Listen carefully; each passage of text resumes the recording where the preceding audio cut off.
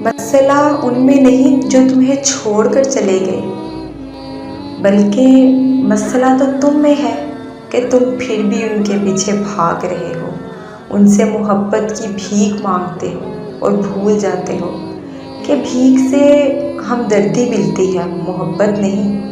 اللہ ایک شخص کی حقیقت جب تمہارے سامنے لے آتا ہے اور اسے تم سے دور کر دیتا ہے تو اس دوری کی وجہ تمہارے سامنے ہوتی ہے۔ اس شخص سے تمہیں اتنی تکلیف ملتی ہے، اب پھر بھی تمہیں وہی چاہیے، تو اس میں قصور اللہ یا نصیب کا نہیں بلکہ تمہارا اپنا ہے۔ اپنے لیے غم کا انتخاب تم خود کرتے ہو، کیوں روتے ہو ان کے لیے جنہیں اللہ نے تم سے دور کر دیا؟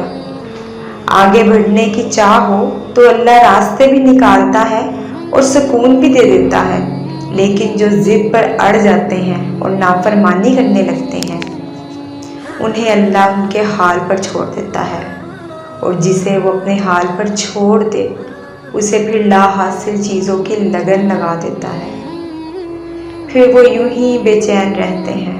یقین رکھو اللہ کے فیصلوں کو زوال نہیں۔